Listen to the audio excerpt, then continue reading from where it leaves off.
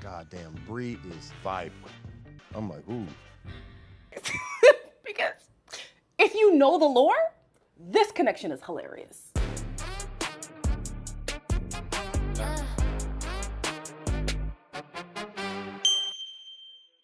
Hello everybody, welcome back to my channel. My name is Queenie. For those who don't know me, reviewing Perfect Match Season 4, Episodes 4 and 5. Before I get into it, please make sure to like this video, subscribe, hit the bell, hype up the video, and leave a comment down below. So we pick up with the cliffhanger on who the three women are who are going to be coming into the villa. We know that they secured Cassie, we know that they secured Sophie, but we were unsure if Catherine was going to be brought in.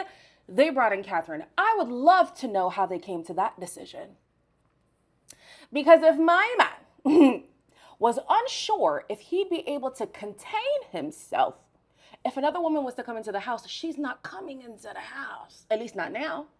At least not by my hand. When the girls come in, all the guys are gawking at them. Obviously, they are beautiful women. But something Yemen said made me go, Let's look at the new merchandise. We didn't even see his face in this scene, so it feels like the producers were just superimposing his words into that scene. Because that is a wild way to refer to women. But moving on, we have Catherine, who says that her type is tall with tattoos and she has an eye on new Jimmy. Cassie says she doesn't care to step on people's toes, which we know that to be true. And Sophie says this time around she's looking for compatibility instead of just somebody who looks good, right? She wants somebody who mentally stimulates her. The problem is when she now is talking to the guys, she makes it clear that she loves the guy with red flags and she loves the danger. And I'm thinking, what happened to the compatibility? You are very much my normal type. My type's red flags. So criminals. Everybody just assumes I'm like the stereotypical jock. I like to think I'm a little bit more nuanced than that. You need a little spice in your life. You seem like you might try to take my pop from my dudes, but hey, what you trying to do? Not yet. Even though she was laughing the entire time with Dave, I personally felt like their chat was dead. Most of the things that she was laughing at were the things that she was saying herself. Like she was laughing at her own jokes, and I was thinking, what the hell kind of connection is this? But apparently they're really gonna like each other. Her conversation with Jimmy, I feel, was better. But I'm not gonna lie to you guys. I forgot to mention it the first time around, but the black scent coming out of new Jimmy, oh my gosh. Oh my gosh, it is so annoying, and I feel like it's getting stronger by the day. This man said "Ma Dukes" in this episode. What white person do you know is saying "Ma Dukes"? None that I know. Maybe that's my ignorance coming from Canada, but Catherine has a conversation with Dave and he discovers that they might be in different places in life. He's really trying to cool things down, obviously being 38. Well, I say obviously, but it's really not obvious. Anyway, actually, yeah, him being on the show. Wait. That's some malarkey. Anyways, he claims he's in a space where he's trying to slow down. Catherine is not quite there yet. So he's like, you know what? Not for me, which is fine because he still has eyes for Allie. I think Dave and Allie actually make a good connection based on the conversations that we've seen of them. I feel like they suit better than Allie and Jimmy. So that's going to be a problem for Jimmy. However, Jimmy has an interest in Catherine.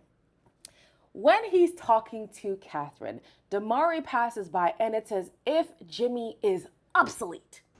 Damari! He's actually one of my favorite humans ever. You're gonna be 30 next year, Damari. Damn. You're like, damn, making me feel old. We were like finalists together. Apparently he's a power couple. Since she's come in, he's been by with her the whole time. At one point I was like, do you want to fucking date her? I feel like the dynamic's gonna change and I don't really like it. I'm allowed to be possessive. The playing dumb part bothers me. Long day for Jimmy and Marissa, cannot lie. Jimmy, sweetheart, somebody in the comments before said, I don't think this is the type of show for him. And I hear it. And as much as he, makes it seem like, yeah, I'm that guy with a one-ring eye, like, I got my glow up. Like, he's really trying to purport himself as if he's a player. It's just not given that. Like, I wouldn't put him on the same show as Damari or Yemen or, like, anybody from Too Hot to Handle, from Love Island. Like, I just wouldn't. Even new Jimmy. I wouldn't put him on a show with new Jimmy. So yeah, he does kind of feel out of place. And I think that he could feel it too. Like he's really struggling to make a connection here. He is going to, teeter between wanting to pursue something new with Catherine and also Cassie, wanting Allie. Oh gosh, yeah, this guy does have a wandering eye, doesn't he? Anyways, Damari and Catherine clearly have something that they want to explore. So it's also a long day for Marissa. And again, I'm thinking, how the hell did they come to the decision to bring in Catherine? I'm not mad at it. Bring in the drama, bring in the most people possible. But it just doesn't make sense, you know? Marissa's going to say, I have the right to be possessive. Do you?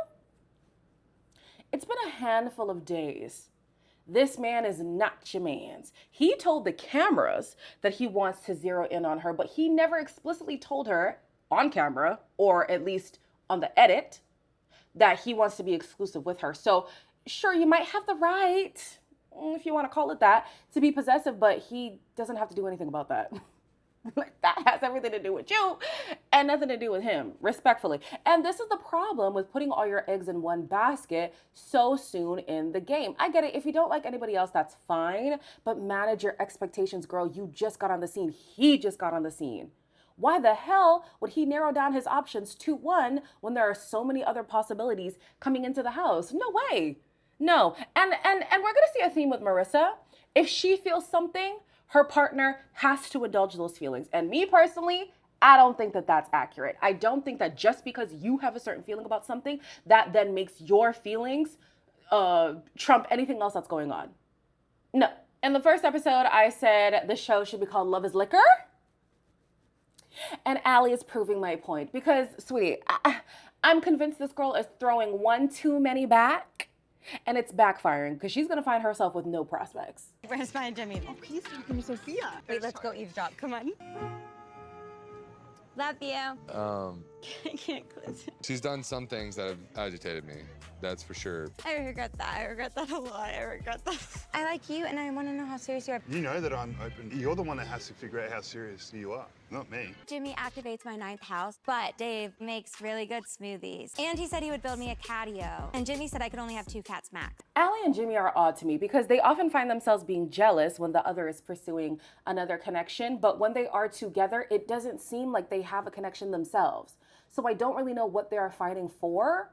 I'm very confused. It also seems like as she's weighing the pros and cons, as foolish as the pros and cons seem to be, she has more reasons to want to pursue Dave, yet she's conflicted. And I'm like, but Dave is letting you know, hey, the ball is in your court. He's like, I don't know what you want me to say. You make a decision. I'm down if you're down. I'm going to go to bed. So Allie, I don't know. Allie strikes me as an overthinker naturally. And obviously that doesn't help when you're in this kind of environment and you're also drinking. So yeah, best of luck to you, girl. I don't know. The next day, the singles choose who they want to go on a date with. Catherine picks new Jimmy. Cassie picks old Jimmy. And Sophie wanted to pick the both of them, so she makes a pivot and she chooses Dave instead. On the dates, Sophie says that she was hesitant to pick Dave because she's unsure if it's just banter between them. And right now, he's showing a lot of red flags.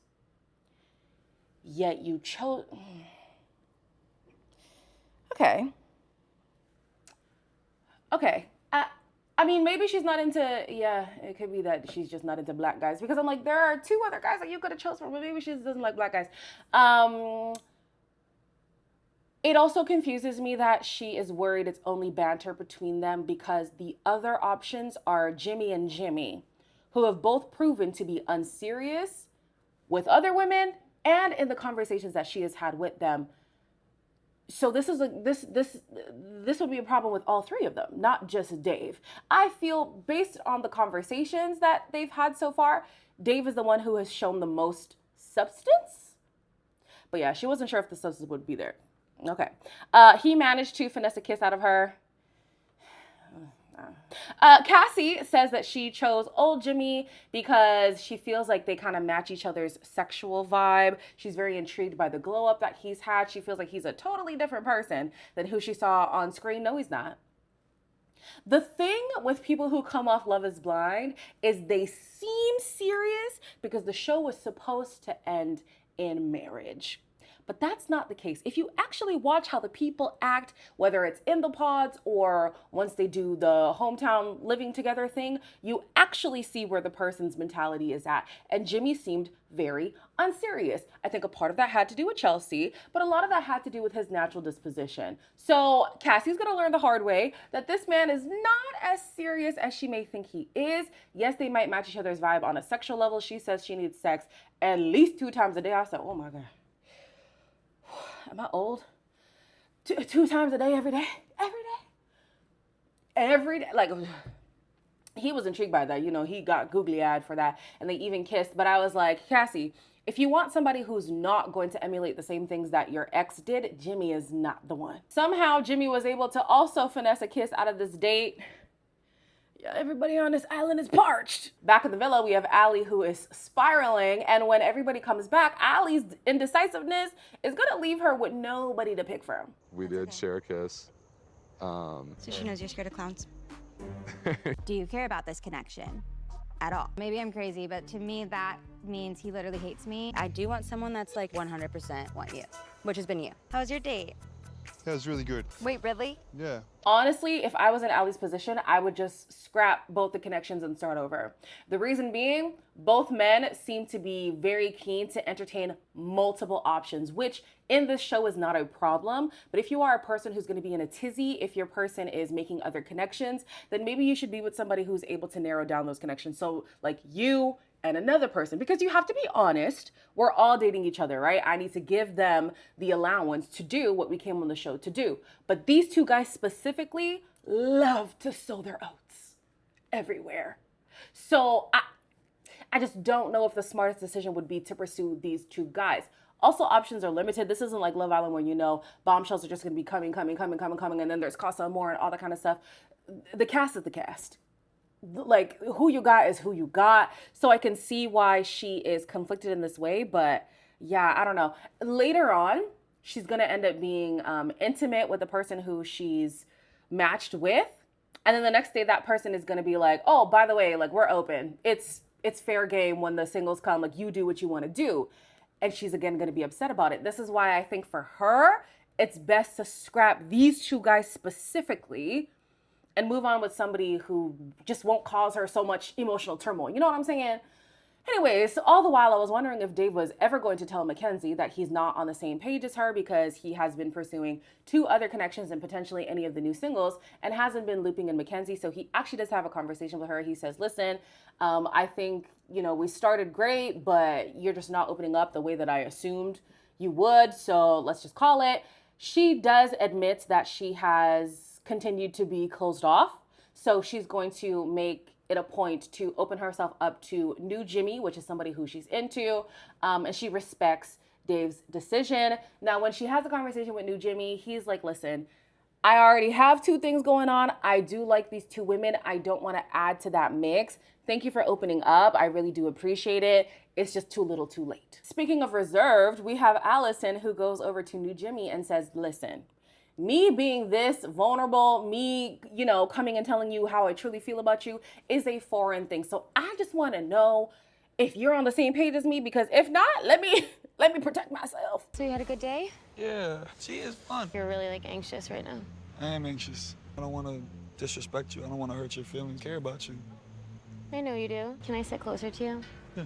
I'm not trying to put pressure on you, but I really love spending time with you, and I just don't think that it's like something that you see every day. I felt a little bad because like I know how difficult that can be to get somebody to be vulnerable. I haven't like allowed myself to open up. This is how you avoid coming across like a stage 5 clicker. You can let somebody know that you have an interest with them without choking them into submission. Like that's what I feel like is happening with Marissa and Damari. It's like, you must choose me because I choose you. Very scary reality. But anyways, Jimmy says that he has opened up in the past and it has burned him. And I'm thinking, okay, everybody has a past, respectfully. Like, if you are coming on a dating show where people are wanting to also date, and that's the thing with Perfect Match, though. The show tries to make it seem like it's a serious dating show, but we know that it's not. So maybe I'm wrong to say that. But I know for me, if I was on a show where the premise is, let's explore relationships, I'm going to like make myself available or keep myself from the show until I am available, because I don't think it's fair to, you know, engage in conversations that allows the person to be vulnerable, to feel safe, and then for me to be like, oh, no, I never intended on doing that. I've been hurt in the past and I don't want to go down that road. So why the hell are you here? Number one, why the hell are you here? And number two, why the hell did you like create a space where I felt like we could be safe with each other and you never had that intention? You know what I'm saying? So I actually do like him and Allison together, but he has this roadblock and he just refuses to allow himself to get deep at the date of publication, which is probably why he likes Catherine so much, because Catherine is also very unserious. So he feels like there are very low stakes with Catherine. With Allison, things are just a little too real. But what I do like about Allison is she's not like jumping down his throat about it. She's putting her stuff on the table. If he accepts, that's cool. If he doesn't, whatever. Dave decides that Allie is not availing herself enough, so he pivots to Sophie and asks to match with her. She says yes, and they are matched. Old Jimmy, in my opinion, was cornered by Allie. And so he decided to match with her because it's kind of like he had an obligation to. But as he refers, how he talks to both women is so important. He refers to Cassie as a woman that he would have fought tooth and nail to want to go on a second date with if this was on the outside. And then how he regards Allie is she's a woman who is growing on him. Let somebody tell me I'm growing on them. That's the polite way of saying, I don't really like you like that, but like, you know, we gonna get there.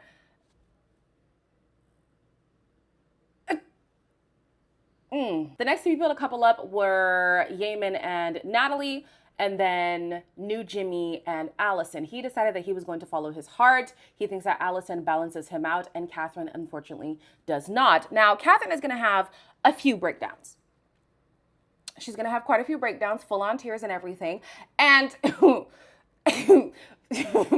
Marissa goes over to console her, not knowing that she is still a viable option for Damari. And Damari's gonna entertain that. It's uncomfortable, and I was trying to put myself out there. And It didn't backfire. I hate dating. Where can I find a good guy like you? That's all.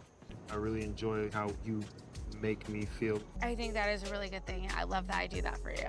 Another guy where, of course, he likes me because I make him feel good. What the hell is happening right now? But you're not allowed to be mad at me anymore. Don't be mad at me because I can't handle it right now. I don't deal well with like someone being upset with me. Sorry, I just got triggered. It's okay. Marissa, we're gonna argue with each other. I'm done. From the jump, it was clear that the way that Marissa was acting was going to push Damari away. It hurts my brain because like you can date how you want to date. If you want to be like a casual, light, fun-hearted, whatever, like that's your business. But Marissa is doing what she's doing and seemingly taking it serious. I don't know.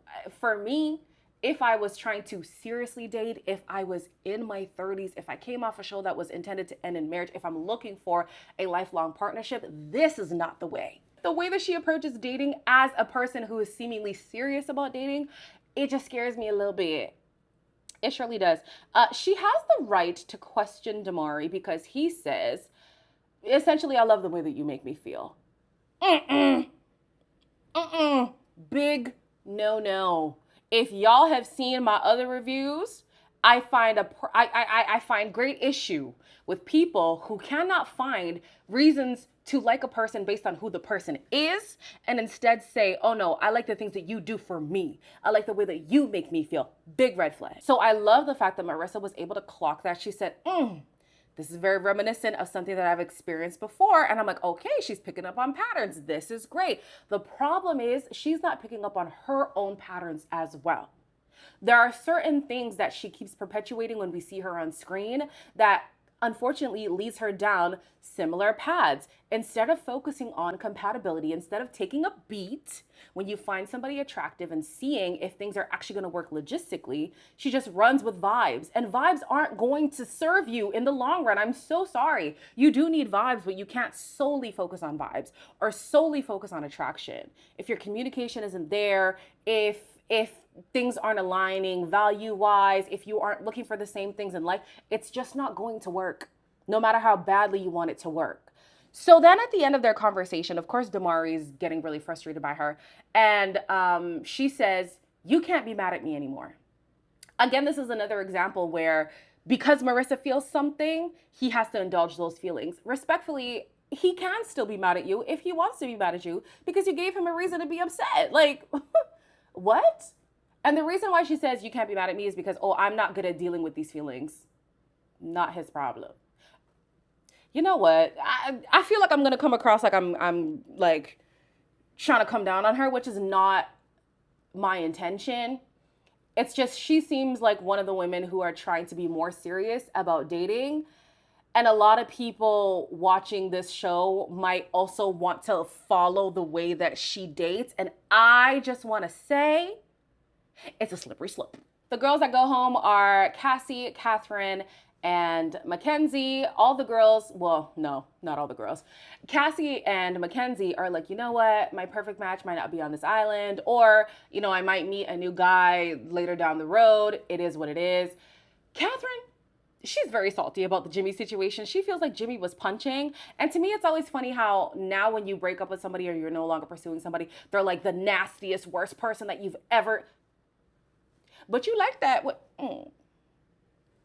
If you thought he was punching the whole time, why would you even indulge him? You know, but anyways, the next day, there is not a compatibility challenge, but the house is split guys and girls. The girls get new guy singles. The guys get new girl singles. On the guys' side, well, the guys who come in, we have Chris, Danny, Weston, Hashim, and Nick. And the girls coming in are Mackenzie, Kayla, Cassie, Catherine, and we finally get to see Bree. Now, Bree,